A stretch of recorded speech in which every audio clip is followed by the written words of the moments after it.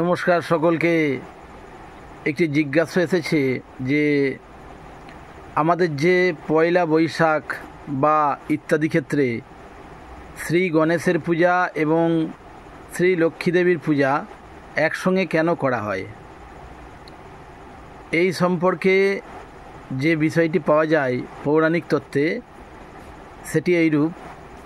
শ্রী লক্ষ্মী দেবী একবার তার অহংকার হয়েছিল, এইরূপ একটি বিষয় পাওয়া যায়। তো সেখানে সেই তার যে অত্যন্ত বৈভব, অত্যন্ত যে অর্থ, তিনি অর্থের দেবী ইত্যাদি ক্ষেত্রে তার যে অহংকার হয়েছিল, শ্রী বিষ্ণু সেটি জানতে পারলেন যে লক্ষ্মী দেবীর এইরূপ বৈভব, অর্থের অহংকার ইত্যাদি হয়েছে, ঐশ্বর্যের অহংকার। তখন তিনি লক্ষ্মী দেবীকে বললেন যে হে প্রিয়ে, তুমি আমার কাছে এসে বসো। লক্ষ্মী দেবী তার কাছে গেলেন এবং তিনি সেই ধন সম্পত্তির যে বিষয় বারবার ওই এক কথা বলতে লাগলেন। তখন শ্রী বিষ্ণুজি বললেন যে তোমার কাছে সবই আছে, কিন্তু নারীদের কাছে যে প্রধান জিনিস যেটি থাকা উচিত সেটি কিন্তু তোমার কাছে নাই। তখন শ্রী লক্ষ্মী দেবী বললেন যে আমার কাছে নাই এমন কোনো জিনিস হতে পারে না, আমি ধন ঐশ্বর্য সম্পত্তি সব কিছুর মালিক, সমস্ত বৈভব আমার করায়ত্ত, তাহলে আমার কি কাছে নাই, এইরূপ হতে পারে না। তখন শ্রী বিষ্ণুজি বললেন যে হ্যাঁ, হতে পারে। সব থেকে শ্রেষ্ঠ ডাক মা ডাক, যেটি নারীরা শুনতে চায়।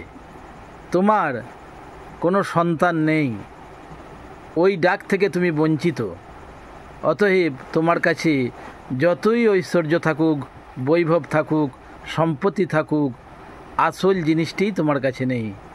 লক্ষ্মী দেবী এই কথা শুনে সম্পূর্ণ ক্রন্দন করতে করতে চলে গেলেন পার্বতীর কাছে। তখন তার সব ভুল ভেঙে গেল এবং তিনি ক্রন্দন করতে করতে পার্বতীর কাছে গেলেন। তখন পার্বতীর কাছে গিয়ে যখন এই কথা বললেন, তখন পার্বতী বললেন যে দেবী, তুমি ক্রন্দন করিও না, কারণ আমার যে পুত্র আছে সে তোমার পুত্র সম। অতএব লক্ষ্মী দেবীর পুত্র হিসেবে শ্রী গণেশকে তিনি নির্বাচন করলেন। এই জন্যই শ্রী গণেশ এবং লক্ষ্মী দেবীর একসঙ্গে পূজা হয়, এইরূপ পৌরাণিক তথ্যে পাওয়া যায়। কারণ দেবী পার্বতী তিনি শ্রী গণেশকে লক্ষ্মী দেবীর সন্তান হিসাবে তিনি দান করেছিলেন, মানে যেটাকে আমরা বলি দত্তক সন্তান। সেই জন্য শ্রী গণেশ এবং লক্ষ্মী দেবীর একসঙ্গে পূজা হয়। সকলকে নমস্কার।